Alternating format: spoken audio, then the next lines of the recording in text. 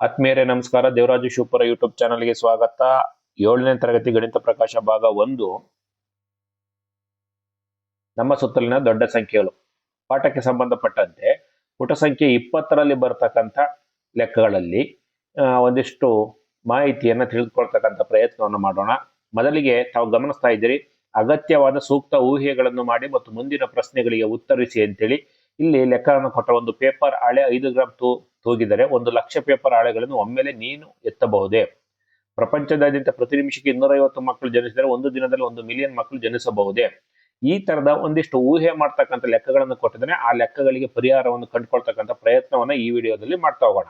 ಆತ್ಮೀಯರೇ, ನೀವು ಇದುವರೆಗೂ ಕೂಡ ದೇವರಾಜು ಶಿವಪುರ ಯೂಟ್ಯೂಬ್ ಚಾನಲ್ಗೆ ಸಬ್ಸ್ಕ್ರೈಬ್ ಆಗಿಲ್ಲ ಅಂದ್ರೆ ಸಬ್ಸ್ಕ್ರೈಬ್ ಆಗಿ ವಿಡಿಯೋವನ್ನು ಕೊನೆಯವರೆಗೂ ಕೂಡ ನೋಡಿ ಮತ್ತು ಇದರ ಲಿಂಕ್ ಅನ್ನು ನಿಮ್ಮ ಸ್ನೇಹಿತರಿಗೆ ಮತ್ತು ವಿದ್ಯಾರ್ಥಿಗಳಿಗೆ ಶೇರ್ ಮಾಡಿ. ತಾವು ಗಮನಿಸ್ತಾ ಇದ್ದೀರಾ, ಈಗ ಒಂದು ಪೇಪರ್ ಹಾಳೆ 5 ಗ್ರಾಂ ತೂಗಿದರೆ 1,00,000 ಪೇಪರ್ ಹಾಳೆಗಳನ್ನು ಒಮ್ಮೆಲೆ ನೀವು ಎತ್ತಬಹುದೇ ಅಂತೇಳಿ. ಸಿಂಪಲ್. ಒಟ್ಟು ತೂಕದ ಲೆಕ್ಕಾಚಾರವನ್ನು ಮಾಡೋಣ. ಒಂದು ಪೇಪರ್ ಹಾಳೆಯ ತೂಕ 5 ಗ್ರಾಂ ಅಂತ ಹೇಳಿದ್ದೇನೆ, ಒಟ್ಟು ಪೇಪರ್ ಹಾಳೆಗಳು 1,00,000 ಅಂತ ಹೇಳಿದ್ದೇನೆ. ಸೊ ಒಟ್ಟು ತೂಕ is equal to 1,00,000 into 5 gram ಅನ್ನ ನಾವು ಮಲ್ಟಿಪ್ಲಿಕೇಶನ್ ಮಾಡ್ತೀವಿ. ಅಲ್ಲಿಗೆ ಎಷ್ಟು ಬರುತ್ತೆ? ಅದು ಎಷ್ಟು ಗ್ರಾಮ್ ಬರುತ್ತೆ? ಬಿಡಿ 10, 100, 1000, 10,000, ಲಕ್ಷ, 5 ಲಕ್ಷ ಗ್ರಾಮ್ ಬರುತ್ತೆ. ಒಂದು ಪೇಪರ್ ಹಾಳೆ 5 ಗ್ರಾಮ್ ಇದೆ, 1,00,000 ಪೇಪರ್ 5 ಲಕ್ಷ ಗ್ರಾಮ್ ಇದೆ. ಸೊ 5 ಲಕ್ಷ ಗ್ರಾಮ್ ಅಂದ್ರೆ ಅದು ಕೆಜಿಗೆ ಎಷ್ಟು ಕೆಜಿ ಬರುತ್ತೆ ಅಂತ ಗೊತ್ತಾದ್ರೆ ನಮ್ಗೆ ಅದನ್ನು ಓರ್ಬೋದಾ ಇಲ್ವಾ ಅಂತೇಳಿ ನಮಗೆ ಈಗ ಒಂದು ಅಂದಾಜು ಸಿಗುತ್ತೆ. ಆ ಕಿಲೋಗ್ರಾಮ್ ಅನ್ನ ಕೆಜಿಗೆ ಪರಿವರ್ತನೆ ಮಾಡ್ಕೊಳ್ಳೋಣ. ನಮಗೆ ಗೊತ್ತಿದೆ 1,000 ಗ್ರಾಮ್ಗೆ 1 ಕಿಲೋಗ್ರಾಮ್ ಅಂದ್ರೆ 1 ಕೆಜಿ. 1,000 ಗ್ರಾಮ್ಗೆ 1 ಕೆಜಿ ಅಂತ ನಾವು ಕರಿತೀವಿ. ಸೊ ಒಟ್ಟು ತೂಕ ಕೆಜಿಯಲ್ಲಿ ಅಂದ್ರೆ 5 ಲಕ್ಷ ಡಿವೈಡೆಡ್ ಬೈ 1,000. 1,000ದಿಂದ 5 ಲಕ್ಷವನ್ನು ನಾವು ಭಾಗಾಕಾರ ಮಾಡಿದಾಗ ನಮ್ಗೆ 500 ಕೆಜಿ ಬರುತ್ತೆ. 500 ಕೆಜಿ ನಮ್ಗೆ ಎತ್ತಕ್ಕಾಗತ್ತಾ ಮಕ್ಕಳು ಅಥವಾ ದೊಡ್ಡವರು? ಆಗಲ್ಲ. ಹಾಗಾಗಿ ನಾವು ಏನಂತ ನಾವು ಹೇಳ್ಬೋದು ಫೈನಲಿ? ಇಲ್ಲ, ಒಮ್ಮೆಲೆ ಎತ್ತಲು ಸಾಧ್ಯವಿಲ್ಲ. ಏಕೆಂದ್ರೆ 500 ಕೆಜಿ ತೂಕವು ಒಬ್ಬ ಸಾಮಾನ್ಯ ಮನುಷ್ಯನು ಎತ್ತಲು ಅಸಾಧ್ಯವಾದಷ್ಟು ಭಾರವಾಗಿರುತ್ತದೆ. ನೆಕ್ಸ್ಟ್ ಮುಂದಿನ ಲೆಕ್ಕವನ್ನು ನೋಡ್ತಾ ಹೋಗೋಣ. ನೋಡಿ, ಪ್ರಪಂಚದಾದ್ಯಂತ ಪ್ರತಿ ನಿಮಿಷಕ್ಕೆ 1 ನಿಮಿಷಕ್ಕೆ 250 ಮಕ್ಕಳು ಜನಿಸ್ತಾರಂತೆ. ಒಂದು ದಿನದಲ್ಲಿ 1 ಮಿಲಿಯನ್ ಮಕ್ಕಳು ಜನಿಸ್ಬೋದಾ ಅಂತೇಳಿ. 1 ನಿಮಿಷಕ್ಕೆ 250 ಮಕ್ಕಳು ಹುಟ್ಟುತ್ತಾರೆ. ಒಂದು ದಿನದಲ್ಲಿ 1 ಮಿಲಿಯನ್ ಅಂದ್ರೆ 10 ಲಕ್ಷ ಮಕ್ಕಳು ಹುಟ್ಟುತ್ತಾರ ಅಂತೇಳಿ. ಅಲ್ಲಿಗೆ ನಾವು ಒಂದು ದಿನಕ್ಕೆ ಎಷ್ಟು ನಿಮಿಷ ಆಗುತ್ತೆ ಅನ್ನೋದನ್ನ ನಾವು ಕ್ಯಾಲ್ಕುಲೇಷನ್ ಮಾಡಬೇಕಾಗುತ್ತೆ. ಒಂದು ದಿನದ ಒಟ್ಟು ನಿಮಿಷಗಳು ನೋಡಿ, 1 ಗಂಟೆಗೆ 60 ನಿಮಿಷ. ನಮಗೆ ಒಂದು ದಿನದಲ್ಲಿ 24 ಗಂಟೆ ಆಗುತ್ತೆ. ಸೊ 24 ಗಂಟೆ ಇಂಟು 60 ನಿಮಿಷವನ್ನ ನಾವು ಮಲ್ಟಿಪ್ಲೈ ಮಾಡಿದ್ರೆ 1440 ಮಿನಿಟ್ಸ್ 1440 ಮಿನಿಟ್ಸ್ ಬರುತ್ತೆ. 1440 ನಿಮಿಷ. ಒಂದು ನಿಮಿಷಕ್ಕೆ ಎಷ್ಟು ಮಕ್ಕಳು ಹುಟ್ಟುತ್ತವೆ ಅಂತ ಹೇಳೇನೆ? 250 ಮಕ್ಕಳು ಹುಟ್ಟುತ್ತಾರಂತೆ. ಹಾಗಾದ್ರೆ 1440 ನಿಮಿಷ ಆಗುತ್ತೆ ಒಂದು ದಿನಕ್ಕೆ. ನಾವು ಅದನ್ನ ಕಂಡುಹಿಡಿಯೋಣ. 1440 ಇಂಟು 250 ಮಲ್ಟಿಪ್ಲೈ ಮಾಡಿದ್ರೆ ನಮ್ಗೆ ನೋಡಿ, ಬಿಡಿ 10, 100, 1000, 10,000, ಲಕ್ಷ, 3,60,000 ಮಕ್ಕಳು ಹುಟ್ಟುತ್ತಾರೆ. 3,60,000 ಮಕ್ಕಳು ಹುಟ್ಟುತ್ತಾರೆ. ಅವನು ಏನ್ ಕ್ವಶನ್ ಕೇಳಿದಾನೆ? 1 ಮಿಲಿಯನ್ ಮಕ್ಕಳು ಜನಿಸ್ಬೋದಾ ಅಂತೇಳಿ. ಇಲ್ಲ, 3,60,000 ಮಕ್ಕಳು ಮಾತ್ರ ಹುಟ್ಟಕ್ಕೆ ಸಾಧ್ಯ ಇದೆ. 1 ಮಿಲಿಯನ್ ಅಂದ್ರೆ ನಮಗೆ ಗೊತ್ತಿದೆ 10 ಲಕ್ಷ. ಇಲ್ಲಿ ನಮ್ಮ ಕ್ಯಾಲ್ಕುಲೇಷನ್ ಪ್ರಕಾರ ಎಷ್ಟು ಮಕ್ಕಳು ಹುಟ್ಟುತ್ತವೆ? 3,60,000. ಹಾಗಾಗಿ ಇದು ಉತ್ತರ ಇಲ್ಲ. ಒಂದು ದಿನದಲ್ಲಿ 1 ಮಿಲಿಯನ್ ಮಕ್ಕಳು ಜನಿಸುವುದಿಲ್ಲ. ಒಂದು ದಿನಕ್ಕೆ ಕೇವಲ 3,60,000 ಮಕ್ಕಳು ಮಾತ್ರ ಜನಿಸುತ್ತಾರೆ. ಇವೆಲ್ಲ ಒಂದಿಷ್ಟು ಊಹೆ, ಟ್ರಿಕ್ಕಿ ಕ್ವಶನ್ಸ್ಗಳು. ಮಕ್ಕಳು ಯಾವ ರೀತಿ ಯೋಚನೆ ಮಾಡ್ತಾರೆ ಅನ್ನೋದನ್ನ ಪರೀಕ್ಷೆ ಮಾಡೋದಕ್ಕೋಸ್ಕರ. ಒಂದು ದಿನದಲ್ಲಿ 1 ಮಿಲಿಯನ್ ನಾಣ್ಯಗಳನ್ನು ಎಣಿಸಬಲ್ಲಿರ ಅಂತ. ಒಂದು ದಿನದಲ್ಲಿ 1 ಮಿಲಿಯನ್ ನಾಣ್ಯಗಳನ್ನ ಎಣಿಸ್ಬೋದಾ ಅಂತೇಳಿ. ಪ್ರತಿ ಸೆಕೆಂಡ್ಗೆ 1 ನಾಣ್ಯವನ್ನು ಎಣಿಸ್ಬೋದು ಅಂತ ಊಹೆ ಮಾಡ್ಕೊಂಡು 1 ಸೆಕೆಂಡ್ಗೆ 1 ನಾಣ್ಯನ ಎಣಿಸ್ತೀರಿ. ಹಾಗಾದ್ರೆ 1 ಮಿಲಿಯನ್ ನಾಣ್ಯಗಳನ್ನ ಒಂದು ದಿನದಲ್ಲಿ ಎಣಿಸಕ್ಕಾಗತ್ತಾ ಅಂತೇಳಿ. ಸೇಮ್ ನಾವು ಮೇಲ್ಗಡೆ ಲೆಕ್ಕ ಬಂತಲ್ಲ ಸೆಕೆಂಡ್ ಇಂದು, ಅದೇ ರೀತಿ ಒಂದು ದಿನದ ಒಟ್ಟು ಸೆಕೆಂಡ್ಗಳು. ನಾವು ಅಲ್ಲಿ ಒಂದು ದಿನದ ನಿಮಿಷಗಳನ್ನ ಕಂಡುಹಿಡಿದಿದ್ವಿ. ನೋಡಿ ಇಲ್ಲಿ ಯಾವ ಲೆಕ್ಕ ನೋಡಿ, ಒಂದು ದಿನದ ನಿಮಿಷಗಳು 1440 ನಿಮಿಷ ಆಗುತ್ತೆ ಅಂತ ಹೇಳಿ. ಇಲ್ಲಿ ನಾವು ಒಂದು ದಿನಕ್ಕೆ ಎಷ್ಟು ಸೆಕೆಂಡ್ಗಳಾಗ್ತವೆ ಅಂತ ಕಂಡುಹಿಡಬೇಕು. ಒಂದು ದಿನದ ಒಟ್ಟು ಸೆಕೆಂಡ್ಗಳು ಅಂದ್ರೆ 24 ಗಂಟೆ ಇಂಟು 3600 ಸೆಕೆಂಡ್ಗಳು. 3600 ಸೆಕೆಂಡ್ಗಳು ಅಂದ್ರೆ 1 ಗಂಟೆಗೆ 60 ನಿಮಿಷ, 1 ನಿಮಿಷಕ್ಕೆ 60 second. So 60 into 60 second multiply ಮಾಡಿದಾಗ 3600 ಸೆಕೆಂಡ್ ಬರುತ್ತೆ. 1 ಗಂಟೆಗೆ 1 ಗಂಟೆ ಇಸ್ ಈಕ್ವಲ್ ಟು 60 ನಿಮಿಷ. ಅರ್ಥ ಆಯ್ತಾ? 1 ನಿಮಿಷಕ್ಕೆ 60 ಸೆಕೆಂಡ್. ಹಾಗಾಗಿ 60 ಇಂಟು 60 ಹಾಕಿ ಮಲ್ಟಿಪ್ಲೈ ಮಾಡಿದಾಗ 3600 ಸೆಕೆಂಡ್ಗಳು ಬರುತ್ತೆ. ಅರ್ಥ ಆಗ್ತಿದ್ಯಾ? ಸೊ 3600 ಸೆಕೆಂಡು ಯಾವುದಕ್ಕೆ? 1 ಗಂಟೆಗೆ 3600 ಸೆಕೆಂಡ್ ಬರುತ್ತೆ ಇಂಟು 24 ಗಂಟೆ. ಅರ್ಥ ಆಗ್ತಿದ್ಯಾ? 1 ಗಂಟೆಗೆ 3600 ಸೆಕೆಂಡ್ಗಳು. ಯಾಕೆಂದ್ರೆ 1 ನಿಮಿಷಕ್ಕೆ 60 ಸೆಕೆಂಡ್ಗಳು. 1 ನಿಮಿಷಕ್ಕೆ 60 ಸೆಕೆಂಡ್ಗಳು ಅದು ಮಲ್ಟಿಪ್ಲೈ ಮಾಡಿದ್ರೆ 3600 ಬರುತ್ತೆ. ಅದು 1 ಗಂಟೆಗೆ 3600. ನಮಗೆ 24 ಗಂಟೆ ಕಂಡುಹಿಡಿತಿದ್ವಿ, 86,400 ಸೆಕೆಂಡ್ಗಳು ಬರ್ತವೆ. ಅಲ್ಲಿಗೆ ಅವನು ಏನ್ ಹೇಳ್ತಾನೆ, ಪ್ರತಿ ಸೆಕೆಂಡ್ಗೆ ಒಂದು ನಾಣ್ಯದಂತೆ ಎಣಿಸಿದರೆ ಒಂದು ದಿನದಲ್ಲಿ ನಾವು ಗರಿಷ್ಠ 86,400 ನಾಣ್ಯಗಳನ್ನ ಮಾತ್ರ ಎಣಿಸ್ಬೋದು. 1 ಮಿಲಿಯನ್ ನಾಣ್ಯಗಳನ್ನ, 10 ಲಕ್ಷ ನಾಣ್ಯಗಳನ್ನ ಎಣಿಸಕ್ಕಾಗತ್ತಾ? Never. It's highly impossible. So ಇಲ್ಲ, ಒಂದು ದಿನದಲ್ಲಿ 1 ಮಿಲಿಯನ್ ನಾಣ್ಯಗಳನ್ನು ಎಣಿಸಲು ಸಾಧ್ಯವಿಲ್ಲ. 1 ಮಿಲಿಯನ್ ಅಂದ್ರೆ 10 ಲಕ್ಷ ನಾಣ್ಯಗಳನ್ನು ನಿರಂತರವಾಗಿ ಎಣಿಸಲು ಸುಮಾರು 11.5 ದಿನಗಳು ಬೇಕಾಗುತ್ತೆ. ಅಂದ್ರೆ 1 ಸೆಕೆಂಡ್ 1 ನಾಣ್ಯದಂತೆ ಎಣಿಸಕ್ಕೆ ನಮಗೆ 11.5 ದಿನ ಬೇಕಾಗುತ್ತೆ. ನೋಡಿ, ಈಗ ಪುಟ ಸಂಖ್ಯೆ 20ರಲ್ಲಿ ಕಂಡು ಹಿಡಿಯಿರಿ ಅಂತ ಇದೆಯಲ್ಲ, 1ನೇ ಲೆಕ್ಕ. ಇಲ್ಲಿ ಪ್ರಶ್ನೆ 2 ಅಂತ ಆಗಿದೆ. 1ನೇ ಲೆಕ್ಕ ಪಠ್ಯ ಪುಸ್ತಕವನ್ನು ನೀವು ಓಪನ್ ಮಾಡಿ ಇಟ್ಕೊಂಡ್ರೆ ಗೊತ್ತಾಗುತ್ತೆ. ಅಲ್ಲಿ ಏನ್ ಕೇಳಿದ್ರೆ 10 ಅಂಕಿಗಳ ಒಂದು ಸಂಖ್ಯೆಯನ್ನು ಸೃಜಿಸಲು 0 ಇಂದ 9ರವರೆಗಿನ ಎಲ್ಲಾ ಅಂಕಿಗಳನ್ನು ಒಂದು ಬಾರಿ ಮಾತ್ರ ಬಳಸಿ. ಅಂದ್ರೆ ಮೊದಲ ಅಂಕಿ 0 ಆಗಬಾರದು, ಅವಾಗ 9 ಅಂಕಿದ ಆಗುತ್ತೆ, 10 ಅಂಕಿದ ಆಗಲ್ಲ. ಇವುಗಳನ್ನು ಬರೆಯಿರಿ ಅಂತೇಳಿ ಕೇಳಿದ್ದೇನೆ. ಯಾವುಗಳನ್ನು ಬರೀರಿ? 5ರ ಅತಿ ದೊಡ್ಡ ಗುಣಕ, ಅತಿ ಕನಿಷ್ಠ ಸಮಸಂಖ್ಯೆ, ಇವೆರಡುಗಳನ್ನ ಬರಿಬೇಕು.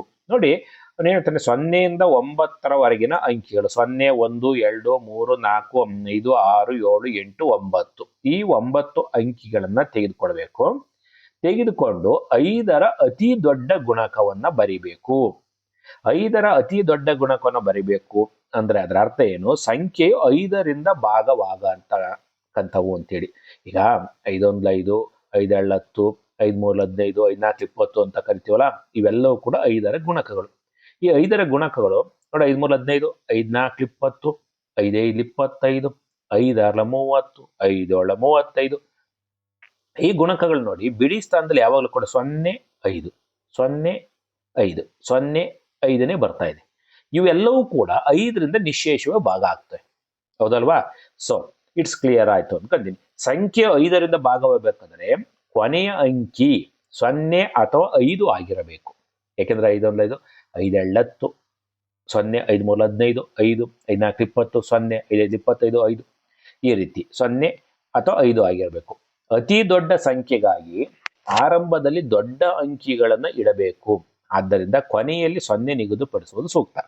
ನಮಗೆ ಗೊತ್ತಿದೆ ಯಾವ್ದಾರು. ಈಗ 1 2 3 4 ಈ 4 ಅಂಕಿಯನ್ನು ಕೊಟ್ಟು ಅತಿ ದೊಡ್ಡ ಸಂಖ್ಯೆಯನ್ನು ಮಾಡ್ರಿ ಅಂದ್ರೆ ನಾವೆಲ್ಲ ಹಿಂದಿನ ತರಗತಿಯಲ್ಲಿ ಮಾಡಿದ್ವಿ. ಅತ್ಯಂತ ದೊಡ್ಡ ಸಂಖ್ಯೆಯನ್ನ ನಾವು ಇನ್ಕ್ರೀಸಿಂಗ್ ಆರ್ಡರ್ ಅಲ್ಲಿ ಬರಿತಾ ಹೋಗ್ತೀವಿ, ಅಲ್ಲ ಡಿಕ್ರೀಸಿಂಗ್ ಆರ್ಡರ್ ಅಲ್ಲಿ. ಅಂದ್ರೆ ಮೊದಲು ದೊಡ್ಡ ಸಂಖ್ಯೆ, ಸಣ್ಣ ಸಂಖ್ಯೆ, ಸಣ್ಣ ಸಣ್ಣ ಸಂಖ್ಯೆ, 4 3 2 1, ಆಟೋಮೆಟಿಕ್ಲಿ 4321. ಈ 4 ಅಂಕಿ ಬಳಸ್ಕೊಂಡು ಅತಿ ದೊಡ್ಡ ಸಂಖ್ಯೆ ಮಾಡೋಕ್ಕಾಗಲ್ಲ. ಚಿಕ್ಕ ಸಂಖ್ಯೆ ಮಾಡ್ರಿ ಅಂದ್ರೆ 1 2 3 4 ಅಂಕಿಗಳನ್ನ ಏರಿಕೆ ಕ್ರಮದಲ್ಲಿ ಬರ್ಕಂತ ಹೋಗ್ತೀವಿ. ಹಾಗೇನೆ ಇಲ್ಲಿನೂ ಅಷ್ಟೇನೆ ಕೊನೆಯಲ್ಲಿ 0 ನಿಗದಿಪಡಿಸುವುದು ಸೂಕ್ತ. ಕೊಟ್ಟಿರ್ತಕ್ಕಂಥವು ಈ ಅಂಕಿಗಳು ಮೊದಲು ಮಾತ್ರ 0 ಬರಬಾರ್ದು ಅಂತೇಳಿ. ಸೊ ಹಾಗಾಗಿ ನಾವು ಏನ್ ಬರಿತೀವಿ? 9. ತಾವು ಗಮನಿಸ್ತಾ ಇದ್ದೀವಿ ನೋಡಿ, ಅತಿ ದೊಡ್ಡ ಸಂಖ್ಯೆ 9 8 7 6 5 4 3 2 1 0. ಆಮೇಲೆ ಯಾಕೆ 0ನೇ ನಾವು ಲಾಸ್ಟ್ ಅಲ್ಲಿ ಇಡ್ತಾ ಇದ್ದೀವಿ ಅಂತ ಅಂದ್ರೆ, ಅದು 5ರ ಗುಣಕ ಆಗಿರಬೇಕು. ಅಂದ್ರೆ 5ರಿಂದ ಭಾಗ ಆಗ್ಬೇಕು. 5ರಿಂದ ಭಾಗ ಆಗ್ಬೇಕು ಅಂದ್ರೆ ಬಿಡಿ ಸ್ಥಾನದಲ್ಲಿ 0 ಅಥವಾ 5 ಇರಬೇಕು. ಈಗ ಒಂದ್ ವೇಳೆ 5 ಇಡ್ಬೋದಾಗಿತ್ತಲ್ಲ ಅಂತ ನೀವು ಅನ್ಬೋದು. 5 ಇಟ್ರೆ ಏನಾಗುತ್ತೆ? 0 ಮಧ್ಯಕ್ಕೆ ಬಂದಾಗ ಇದಕ್ಕಿಂತಲೂ ಕೂಡ ಚಿಕ್ಕ ಸಂಖ್ಯೆನ ಮಾಡ್ಲಿಕ್ಕೆ ಅವಕಾಶ ಇರುತ್ತೆ. ನಮ್ಮ ಕಂಡೀಷನ್ ಏನು? ಅಲ್ಲ, ಅತ್ಯಂತ ದೊಡ್ಡ ಸಂಖ್ಯೆ ಆಗುತ್ತೆ. ಸೊ ಹಾಗಾಗಿ ದೊಡ್ಡ ಸಂಖ್ಯೆ ಆಗ್ಬೇಕು ಅಂತ ಅಂದ್ರೆ ನಾವು ಈ ರೀತಿ ಇಳಿಕೆ ಕ್ರಮದಲ್ಲೇ ಅಂಕಿಗಳನ್ನ ಜೋಡಿಸ್ತಾ ಹೋಗ್ಬೇಕು. ನೆಕ್ಸ್ಟ್ 2ನೇ ಅತಿ ಕನಿಷ್ಠ ಸಮಸಂಖ್ಯೆ. ಸಮಸಂಖ್ಯೆಗೆ ತಮಗೆ ಗೊತ್ತಿದೆ, ಸಮಸಂಖ್ಯೆಗೆ ಕೊನೆಯ ಅಂಕಿ ಸಮನಾಗಿರಬೇಕು. ಸಮನಾಗಿರಬೇಕು ಅಂದ್ರೆ 0 2 4 6 8 ಈ ಕನಿಷ್ಠ ಸಂಖ್ಯೆಗಾಗಿ ಆರಂಭದಲ್ಲಿ ಸಣ್ಣ ಅಂಕಿಗಳಿರಬೇಕು. ಮೊದಲ ಅಂಕಿ 1, ಚಿಕ್ಕದಾಗಿ ಜೋಡಿಸಿದಾಗ ಕೊನೆಯ ಸ್ಥಾನಕ್ಕೆ 8 ಬರುತ್ತದೆ. ನೋಡಿ, ನಾವು ಈ ರೀತಿ ಕನಿಷ್ಠ ಸಂಖ್ಯೆನ ಬರಿತಾ ಇದೀವಿ. ಕನಿಷ್ಠ ಸಂಖ್ಯೆನ ಬರಿಬೇಕು ಅಂತಂದ್ರೆ 0ಯಿಂದ 9ರವರೆಗೆ ಇದೆ. 0ಯಿಂದ 9ರವರೆಗೆ ಕನಿಷ್ಠ ಸಂಖ್ಯೆಯನ್ನ ನಾವು ಏರಿಕೆ ಕ್ರಮದಲ್ಲಿ ಅಂಕಿಗಳನ್ನ ಬರಿಬೇಕು ಅಂದ್ರೆ 0ನ ಮೊದಲು ಬರೆಯಕ್ಕಾಗಲ್ಲ. 0ನ ಮೊದಲು ಬರೆದ್ರೆ ಏನಾಗುತ್ತೆ, ಅದು 8 ಅಂಕಿಯ 9 ಅಂಕಿಯ ಸಂಖ್ಯೆ ಆಗಿಬಿಡುತ್ತೆ, ಲೆಕ್ಕಕ್ಕೆ ಬರೋದಿಲ್ಲ. ಹಾಗಾಗಿ 1, 0, ಆಮೇಲೆ 2, 1, 0, 2, 3, 4, 5, 6, 7, 9, 8. 8 ಯಾಕೆ ಬಂತು ಅಂದ್ರೆ ನಮಗೆ ಗೊತ್ತಿದೆ, ಇಲ್ಲಿ 0, 2, 4, 6, 8 ಸಮ ಸಂಖ್ಯೆಗಳು ಆಗ್ಬೇಕು ಅಂದ್ರೆ ಇವು ಬಿಡಿ ಸ್ಥಾನದಲ್ಲಿ ಬೇಕಾಗತ್ತೆ. ಹಾಗಾಗಿ ಒಂದು ವೇಳೆ ಆಯ್ತು ಸಾಮ್, ನೀವು 8ನ ಯಾಕೆ ಇಟ್ರಿ, 4 ಇಡಬಹುದಾಗಿತ್ತು ಅಂತ ತಿಳ್ಕೊಂಡ್ರೆ, 4 ಇಟ್ರೆ ಏನಾಗುತ್ತೆ, ಫಾರ್ ಎಕ್ಸಾಂಪಲ್ ಈ 8 ಏನಾಗುತ್ತೆ, ಇಲ್ಲಿ ಬಂದ್ಬಿಡುತ್ತೆ. 4 ಇಲ್ಲಿ ಬಂತು, ಅದು ಸಮ ಸಂಖ್ಯೆ ಆಗುತ್ತೆ. ಬಟ್ ಏನಾಗುತ್ತೆ, ಅದು ದೊಡ್ಡ ಸಂಖ್ಯೆ ಆಗತ್ತೆ. ನಮಗೆ ಸಾಧ್ಯವಾದ ಅತಿ ಕನಿಷ್ಠ ಸಮ ಸಂಖ್ಯೆ ಅಂದ್ರೆ ಇದು ಕರೆಕ್ಟ್ ಆಗಿರ್ತಕ್ಕಂಥ ಆನ್ಸರು. ಓಕೆ, ನೋಡ್ರಿ, ಬಿಡಿ 10, 100, 1000, 10,000, ಲಕ್ಷ, 10 ಲಕ್ಷ ಅಲ್ವಾ. 10,30,285 ಸಂಖ್ಯೆಯನ್ನು ಕನ್ನಡದಲ್ಲಿ 10,30,285 ಎಂದು ಬರೆಯುತ್ತೇವೆ. ಇದರಲ್ಲಿ 43 ಅಕ್ಷರಗಳಿವೆ. ಗರಿಷ್ಠ ಸಂಖ್ಯೆ ಅಕ್ಷರಗಳಿರುವ 7 ಅಂಕಿಯ ಮತ್ತೊಂದು ಸಂಖ್ಯೆಯನ್ನು ರಚಿಸಿ ಅಂತೇಳಿ. ಇದು ಆಕ್ಚುಲಿ ಇಂಗ್ಲಿಷ್ ನಲ್ಲಿ ಬರಬೇಕು. 10,30,285 ಅಂತೇಳಿ ಅವಾಗ 43 ಅಕ್ಷರಗಳು ಬರ್ತವೆ. 43 ಅಕ್ಷರಗಳು ಬಂದಾಗ ಇದೇ ರೀತಿ ಗರಿಷ್ಠ ಸಂಖ್ಯೆ ಅಕ್ಷರಗಳಿರುವ 7 ಅಂಕಿಯ 3, 2, 5, 7 ಅಂಕಿನೇ ಇರಬೇಕು. ಗರಿಷ್ಠ ಅಕ್ಷರಗಳು ಬರ್ತಕ್ಕಂಥ ಒಂದು ಸಂಖ್ಯೆನ ಬರೀರಿ ಅಂತ ಕೇಳ್ತಾರೆ. ಉದಾಹರಣೆಗೆ ನಾವಿಲ್ಲಿ 99,78,788 ಅಂತ ಹೇಳಿ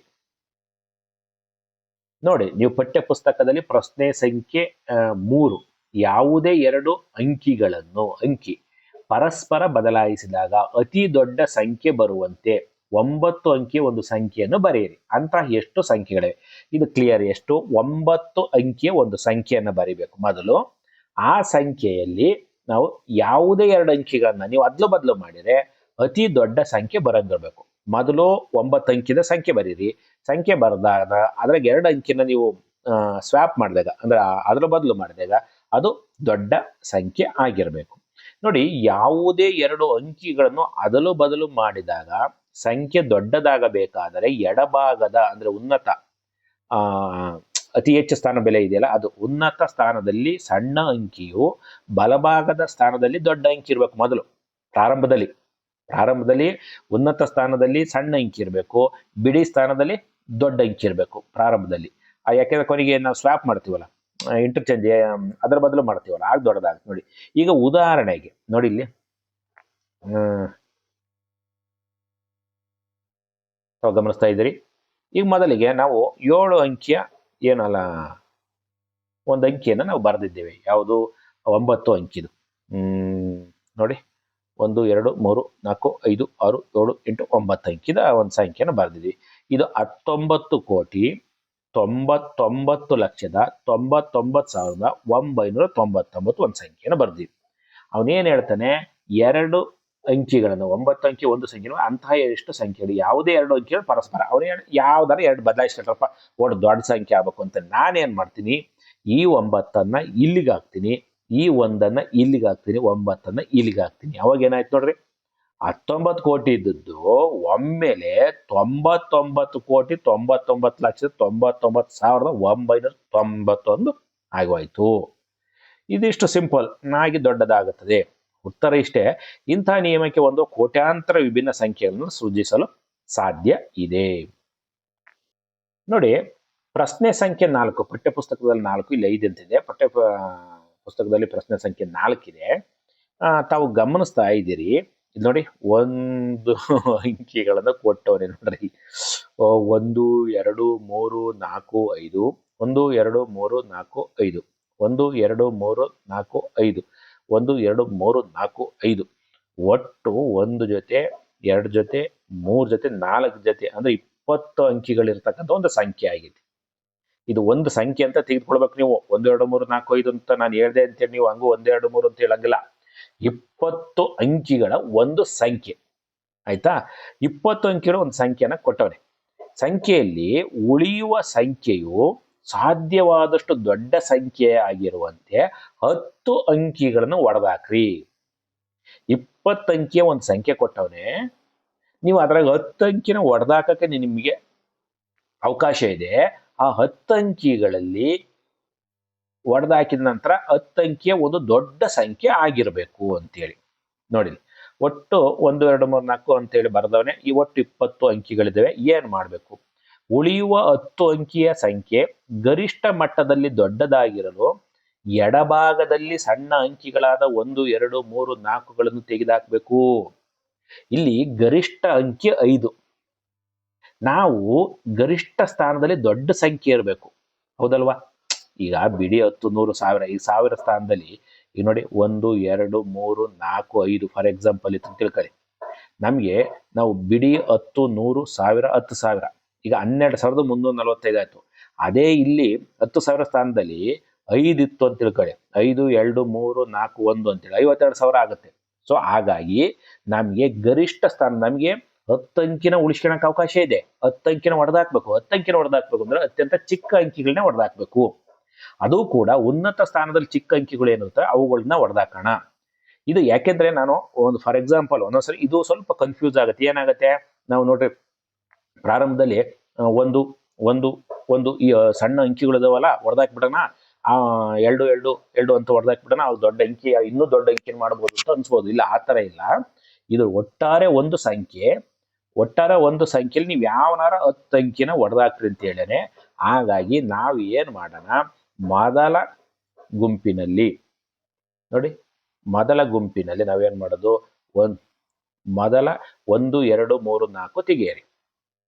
ಮತ್ತೆ ಉಳಿಯುವುದು 5 ಉಳಿಯುತ್ತೆ. ಎರಡನೇ ಗುಂಪಿನಲ್ಲಿ 1 2 3 4 ತೆಗೆಯಿರಿ, ಉಳಿಯುವುದು 5. ಮೂರುವರೆ ಗುಂಪಿನಿಂದ 1 2 ತೆಗೆಯಿರಿ, ಅಲ್ಲಿ 3 4 5 ಉಳಿಯುತ್ತೆ. ನೋಡಿ, ಫಾರ್ ಎಕ್ಸಾಂಪಲ್ ನೋಡಿ, ಈ ಸಂಖ್ಯೆನ ಕೊಟ್ಟವನಲ್ಲಿ ಇಲ್ಲಿ ಈ ಒಂದು ಸಂಖ್ಯೆಯಲ್ಲಿ ಮೊದಲ ಗುಂಪಿನ 1 2 3 4 ತೆಗೆಯೋಣ. ಮತ್ತು 1 2 3 4 ತೆಗೆಯುವ, ಅಲ್ಲಿಗೆ ಎಷ್ಟಾದು 8 ತೆಗೆದು ಮತ್ತೆ 1 2 ತೆಗೆಯೋಣ. ಇಲ್ಲೆಷ್ಟು ಉಳ್ಕಂತು? 5 ಉಳ್ಕಂತು. 5 ಉಳ್ಕಂತು. 5 ಈ 5 3 4 5 1 2 3 4 5 ಈ ಸಂಖ್ಯೆ ಇಲ್ಲಿ ಉಳ್ಕಣತ್ತೆ. ಸೊ 1 2 ತೆಗೀರಿ, ಅಲ್ಲಿ 3 4 ಉಳಿಯುತ್ತೆ. ಉಳಿಯುವ ದೊಡ್ಡ ಸಂಖ್ಯೆ ನೋಡಿ ಇದಾಗುತ್ತೆ. ಆದ್ಮೇಲೆ ಇದಿಷ್ಟು ಮಾಹಿತಿ ಪುಟ ಸಂಖ್ಯೆ 20ರಲ್ಲಿ ಬರ್ತಕ್ಕಂಥ 4ನೇ ಲೆಕ್ಕದವರೆಗಿನ ಮಾಹಿತಿ ಇದಾಗುತ್ತೆ. ವಿಡಿಯೋ ದೊಡ್ಡದಾಗೋದ್ರಿಂದ ಇನ್ನು ಉಳಿದಂಥ ಲೆಕ್ಕಗಳನ್ನ ಮತ್ತೊಂದು ವಿಡಿಯೋದಲ್ಲಿ ಮಾಡೋಣ. ನೀವು ಇದುವರೆಗೂ ಕೂಡ ದೇವರಾಜು ಶಿವಪುರ ಯೂಟ್ಯೂಬ್ ಚಾನಲ್ಗೆ ಸಬ್ಸ್ಕ್ರೈಬ್ ಆಗಿಲ್ಲ ಅಂದ್ರೆ ಸಬ್ಸ್ಕ್ರೈಬ್ ಆಗಿ. ವಿಡಿಯೋ ಇಷ್ಟ ಆದ್ರೆ ಲೈಕ್ ಕೊಡಿ.